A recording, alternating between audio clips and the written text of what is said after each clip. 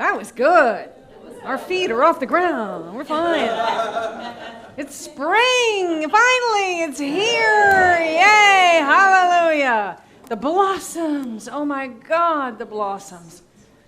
You know, Emerson once wrote, "The earth laughs in flowers." The earth laughs in flowers. Don't you feel that? Indeed, earth, the flowers, the springtime itself is the uncontained joy of the universe, giving of itself.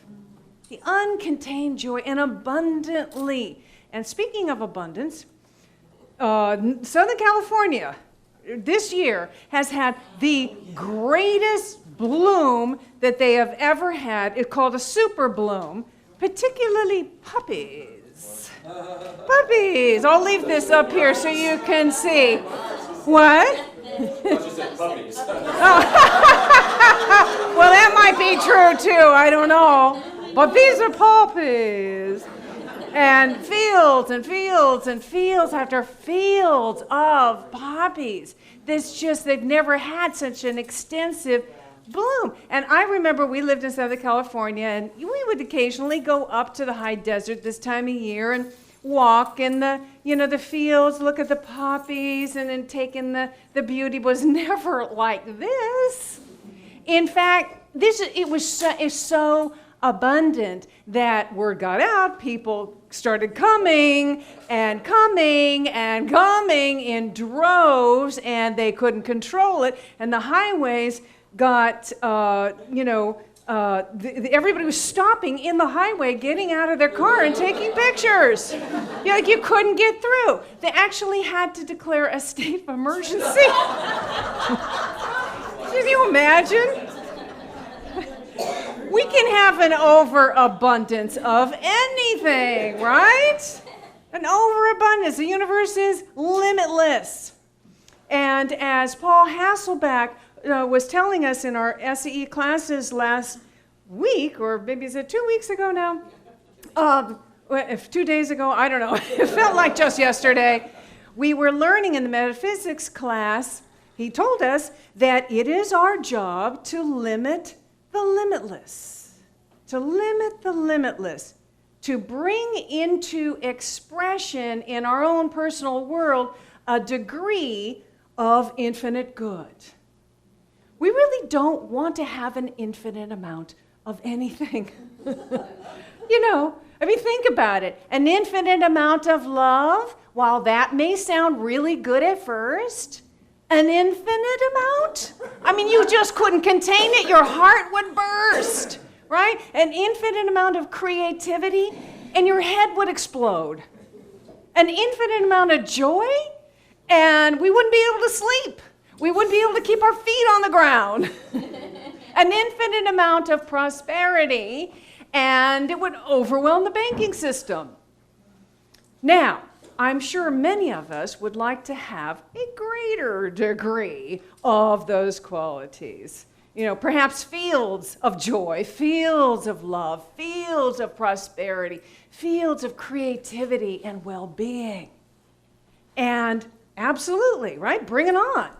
Because if we're experiencing limitation in any of those areas, then we have limited the unlimited too much. And what Paul was telling us is that if that's the case, we need to go back to the original infinite source and start over. We need to go back to the principle of abundance, the principle of love, the principle of creativity, the principle of well-being, and bring that into our experience in a more abundant way. There's balance in everything. And if we're experiencing too little, our lives are too constricted. We're not expressing our full potential. And it too much, and it becomes toxic. Perfect balance we're going for. Ernest Holmes once said, "The world is saturated with divinity, immersed in reality, and filled with possibility. We must take this divine possibility and mold it into a present actuality in our everyday experience. This is the way to freedom, the pathway to peace and happiness. So it is our job to mold this infinite possibility and allow it to flow into our lives in a balanced way. And we're always molding this infinite possibility. All of us are, to one degree or another, either consciously or unconsciously, most unconsciously. So the idea is to become more conscious, right? So this, as you might have gathered, this month we're celebrating blossoming. Perfect time, right? This is magic to me. I know there's a scientific explanation for this, but to me it feels like magic. The rebirth, the renewal, nature coming back to life and sharing its beauty and its bounty with us. And in a couple of weeks, we'll be celebrating the master teacher Jesus' message of resurrecting the Christ consciousness within us. Resurrecting the Christ consciousness within us. Not about one person who was the one and only. Clearly, Jesus' message was that the divine, we are all expressions of the divine. Kingdom of heaven is within. Right? And when we open to that Christ or I am consciousness, our lives transform. And we become a transforming presence in the world. That Christ or I am consciousness within us is that place where we're fully aware that that infinite source is within us. Where we're fully aware that we are that one expressing. And we are here to bring forth into expression qualities of this infinite good. Paul would say divine ideas. Bring these divine ideas into expression. We're here to express, really, We're here to express, not to get. We're here to give, to share of these qualities, to share of our gifts with the world, to realize that we are source energy and to bring these qualities into our lives and into the world. Peace, love, abundance, well-being, joy, right? We don't need to look to others or to the world as the source of our good. We don't have to look out there because we are it. We're just celebrating that with others. If we're constantly looking outside of ourselves to get prosperity, to get love, to get well-being, to get peace, we'll either not find it or we'll find a very unsatisfactory version of it. Or we'll have to pay too high a price for it. If we're looking to doctors or medicine or supplements as the source of our health, of our well-being, if we're looking to our job or our spouse or our investments as the source of our prosperity, or if we're looking to others for our love and our joy, we're actually cutting off the flow of life energy. That cuts off the flow of life energy. Now, these people and the things and the places can be channels for our good to flow through us, and we bless those channels. We honor and appreciate the channels, but they're not the source. If we keep looking outside of ourselves to the source, then we get trapped. We become stagnant. Life has to flow through us. Good must emerge from us. Hear that? Life must flow through us. Good must emerge from us.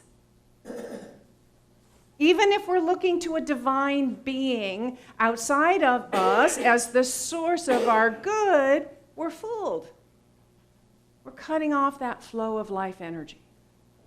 So instead, we all have the ability to go directly to source energy, with this, which is within us, and activate our inherent powers.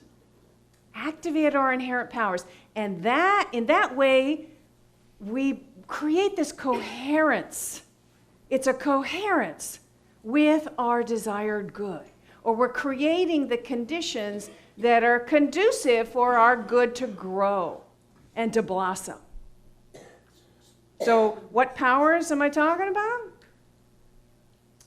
Well, the power of imagination, maybe first. Power of zeal. Let's do one at a time. Let's talk about imagination for a little bit. Okay, imagination. I know, she's full of zeal. We'll get there. Imagination is our ability to visualize and imagine the full blossoming of our good, right? The full blossoming. What does it look like? What does it feel like? What does it smell like? What does it taste like? Maybe create a vision board. I'm real big about vision boards. Finding images that represent those qualities to you, the full blossoming of that fullness, that full desire, not the process. You don't need to put images of the process. You're going to go through the process. You want to visualize the end result, the full blossoming. Secondly, faith, maybe, that power of faith that we have within us, that ability to know at our core who we truly are with every fiber of our being, and not fall asleep and dream the dream of separation. Faith really helps us see appearances for what they truly are, temporary. Appearances are temporary. We don't want to judge by appearances. Right? Because today's appearances are really the result of yesterday's thinking. Yesterday, this last week, last month, last year, thoughts that maybe weren't our highest, insights of truth. Maybe thoughts based on separation or lack or fear. And then those thoughts attract more thoughts, and then they become beliefs. And then those beliefs become solidified in our experience. And if we keep looking to the experience, the appearance, and say, see, I told you, there's my limitation right there. If we keep looking to that, what happens? It just repeats. We get stuck in that. So instead, faith helps us go back to the essence, or that changeless reality of us. The changeless reality. We're tapping into changeless principle here. Changeless principle doesn't change. The principle of love, the principle of joy, the principle of abundance, the principle of peace, that doesn't change. That's the changeless reality of us. Okay, how about the power of wisdom? All right, wisdom helps to direct our action, in a positive direction. We make wise decisions based on inner knowing. Right? And then, zeal. Zeal. Enthusiasm. Enthusiastically claim our good. Enthusiastically envision the full blossoming of our good. Enthusiastically go into action. Take action in the world, in the physical world. Do whatever it is that we need to do, and continue to keep that zeal going, activating that power of zeal until the fulfillment is there. And so then the last one that I really want to focus on today is the power of elimination. Releasing what no longer serves us. Because it keeps us stuck. It keeps us stuck, and I'm talking about releasing on all levels of our being. Mentally releasing old beliefs that no longer serve us. spiritually releasing, I don't know, things, activities, maybe time spent with people who zap our spiritual strength, And physically releasing stuff, the old stuff, because it keeps us stuck. It's stuck energy, and it keeps us stuck in old consciousness and old stories. Keeps us stuck in old stories. So, most of you know I'm in the process of moving. So I get to come face to face with things I have not wanted to look at for a really long time. Things I have shoved into the attic spaces and the corners of the garage and in the back of the filing cabinet. And it's old consciousness. And I don't want to bring that old consciousness into the new place. I don't want to bring the stuff that is no longer sparking joy. How many people have seen the Netflix Tidying Up with Marie Kondo or read the book, right? She has got it going on, this woman. She has got a spiritual approach to organization, really. I mean, it's about consciously choosing everything we have and looking at everything and then deciding, if this is no longer giving me joy, get rid of it. And then the stuff that we decide to hold on to, that we keep, we honor it, we give thanks for it. It's a really beautiful way of bringing divine order in our lives. So this stuff that I'm coming face to face with is my old business. I used to have this organic baby basket business, which was based on a book that I wrote when my girls were babies called the Baby Bonding Book, which was sort of these fun things that moms can do to help bond with their babies. And so I made baskets out of them, and I put organic baby clothes and everything to nurture the new mom, spa kind of things to nurture a new mom. And I had, later on, I put books and little baby toys in there. And they were beautiful baskets, I have to say. I looked at some of the pictures, and wow, those are really beautiful baskets. And I sold a lot, but not enough to pay back everything that I owed to buy all the stuff that went into the baskets and market it and ship it, and it was a really bad business model. I don't know. Old consciousness, right? And so, I didn't want to deal with it, so I stuffed it back there. I stuffed it back into the closet and into the, it's piling up. My husband can tell you. Now, not dealing with it doesn't get rid of it, does it? No. It just creates stuck energy. It keeps us stuck. Stuck in the old story. The energy can't flow. You're stuck in the old story. So this time I thought, okay, I'm doing it. I am actually facing this stuff, looking at it, going through the process of grieving, and there's some grieving in there because, it reminds me of what a failure I was, right? Brought up all of that feeling. So I had to sort of face that and sort of, deal with that and let it go and release it. And once I started doing that, I could now own the lessons that I learned by doing this and the skills that I acquired by doing this business, and there were a lot. I learned about design and designing websites and marketing and selling. I really learned a lot. So I am owning the lessons. I am keeping the skills and releasing the stuff. Yeah. What we want to do, keep the lessons, release the story.